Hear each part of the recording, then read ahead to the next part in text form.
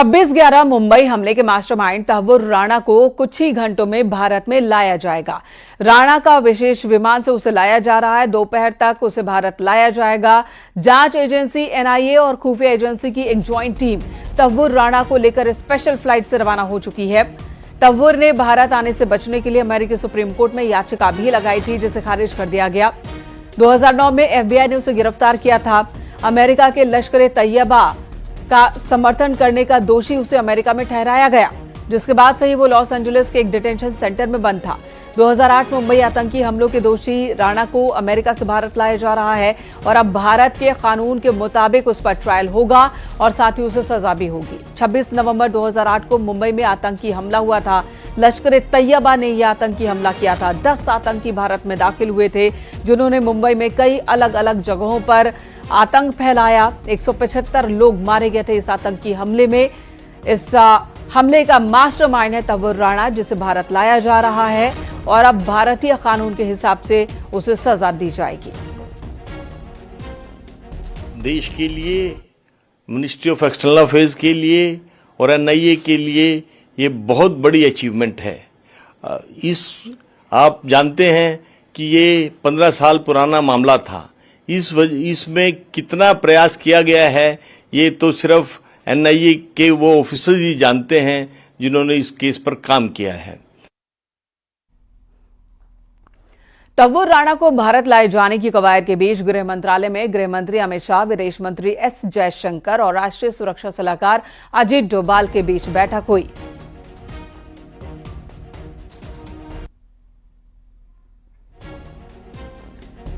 तहव्वुर राणा के प्रत्यर्पण को लेकर मीटिंग हुई है। तहव्वुर राणा का प्रत्यर्पण एक बड़ी कूटनीतिक जीत है भारतीय सरकार की। कुछ ही घंटे में राणा अब भारत में होगा। भारत का दुश्मन भारत में होगा और भारत के कानून के हिसाब से उसे अब सजा होगी।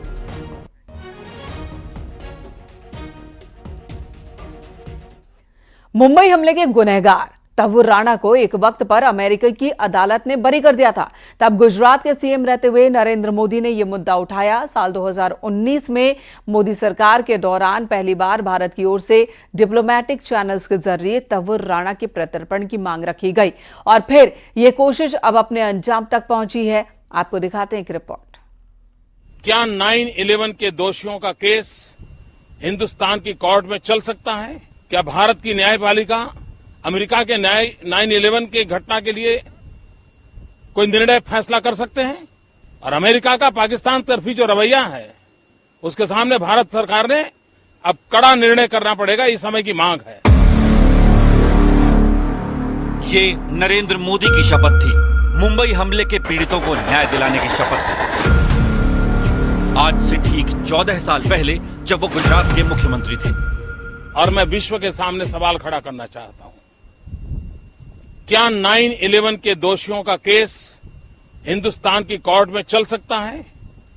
क्या अमेरिका इसके लिए हमें परमिशन देगा? क्या भारत की न्यायपालिका अमेरिका के 9/11 की घटना के लिए कोई निर्णय फैसला कर सकते हैं? एक बहुत बड़ा वैश्विक स्तर पर यह सवाल खड़ा हुआ है।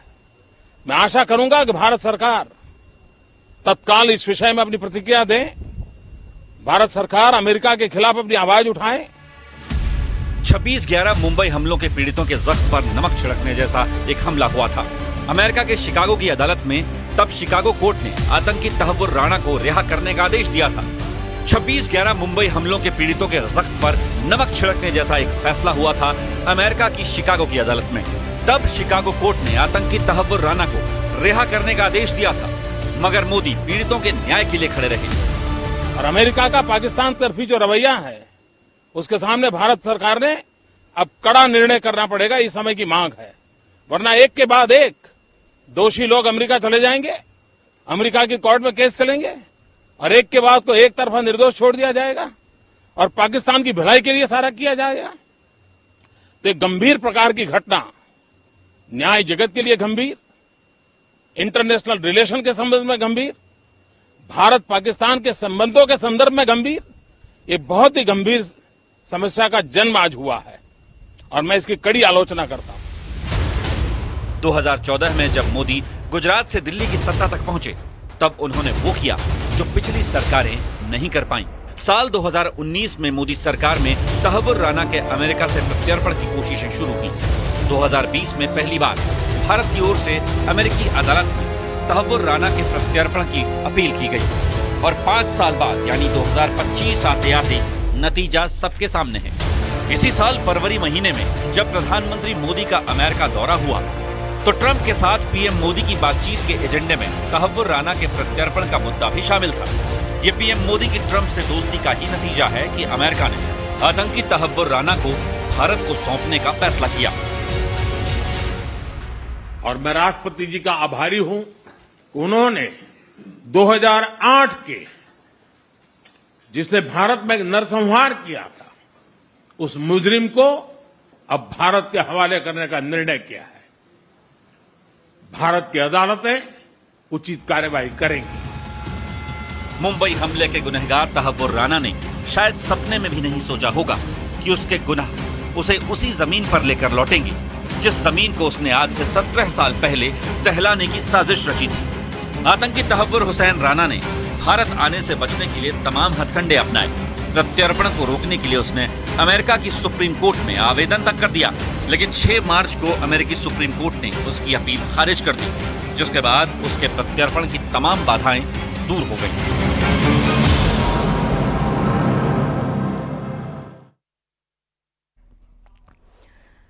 मुंबई हमले की 405 पन्नों की चार्जशीट में तहव्वुर राणा का नाम आरोपी के तौर पर दर्ज है। इसके मुताबिक तहव्वुर राणा आईएसआई और लश्कर-ए-तैयबा का मेंबर है। राणा हमले के मास्टरमाइंड मुख्य आरोपी डेविड कोलमैन हेडली का मददगार है।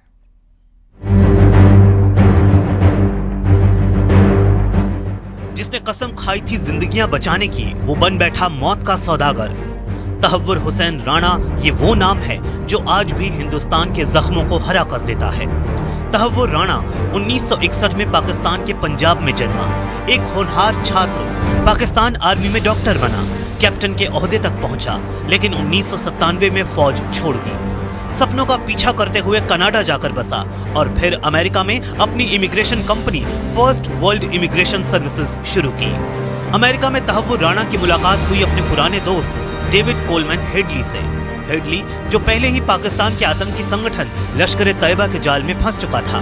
यही दोस्ती राणा को सीधे दहशतगर्दी के रास्ते पर ले गई। 2006 से 2008 के बीच तहव्वुर राणा और हेडली ने मिलकर मुंबई को खून से रंगने की साजिश रची।